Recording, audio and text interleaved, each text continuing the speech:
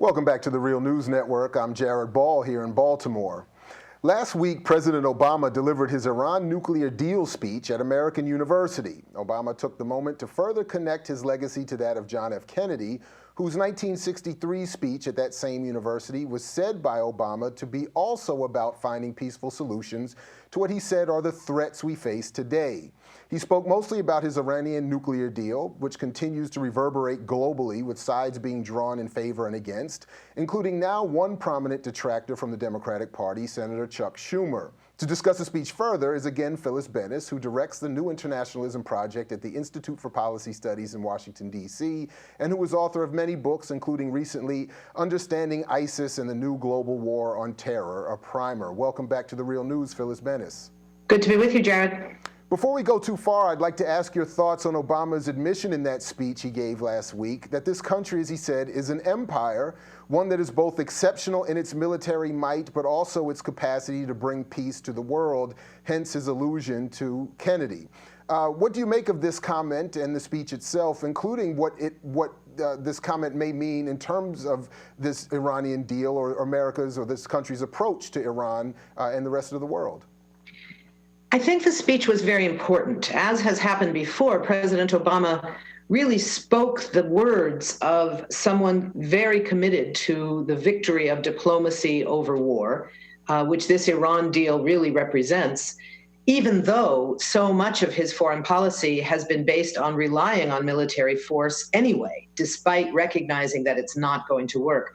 So there's a very fundamental, deep frustration, I think, in listening to this quite extraordinary speech, I think, in the context of what the policies actually are. But on the question of defending the deal with Iran, this was very important. The pushback on that deal that President Obama is facing right now, most recently from the defection of powerful Senator Chuck Schumer, known in some places as the senator from Wall Street, the senator from AIPAC, the senator from a variety of other places, rarely the senator from New York, because he certainly doesn't represent what the people of New York want.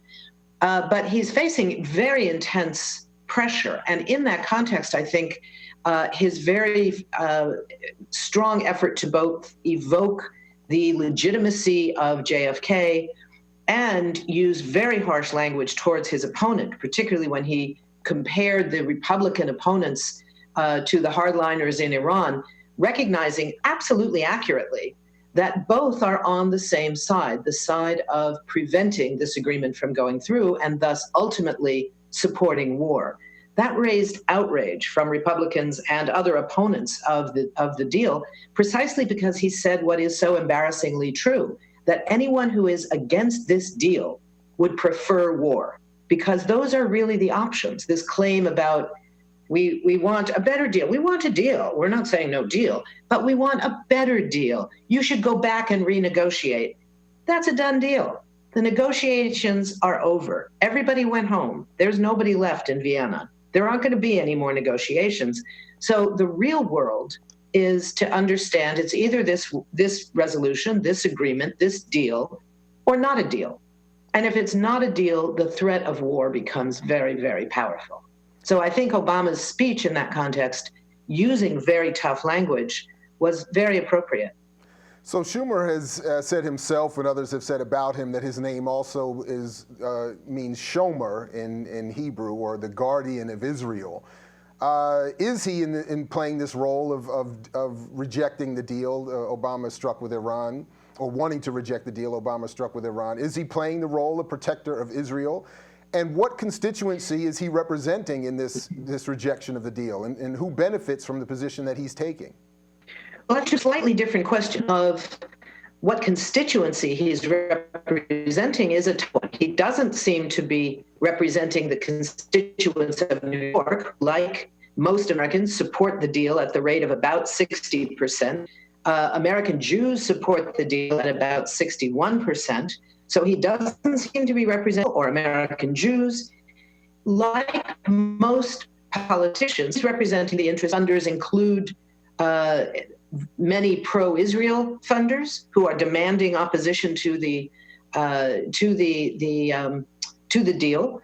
the question of who benefits is a little bit different. Those who benefit from the threat of war are military contractors, the CEOs of military producers, places like, whether it's McDonnell Douglas or Boeing, General Dynamics, all these companies that produce the warplanes and the bombs and the bullets and the guns and all the things that keep wars going, they benefit. The notion that no one benefits from war is simply not true. Now, I don't know the full details of Senator Schumer's donations. I don't know how much he gets from the political action committees representing the arms industry, for instance. That would be a good thing to check. But I think that there's no question that among his funders and supporters are those who see the Israeli position of opposing the deal as a legitimate position, may argue that the agreement is bad because it would, in their view, I think falsely, represent a threat to Israel.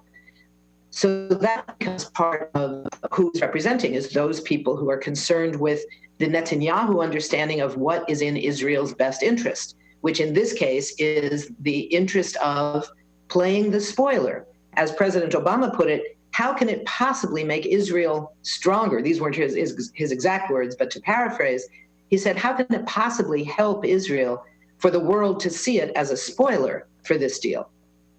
Phyllis Bennis, thank you very much for joining us here at The Real News and helping us put some context and interpretation to this speech. Thank you, Jared. It's been a pleasure. And thank you for joining us at The Real News. And for all involved, again, I'm Jared Ball here in Baltimore. And as always, as Fred Hampton used to say to you, we say peace if you're willing to fight for it. So peace, everybody. We'll catch you in the whirlwind.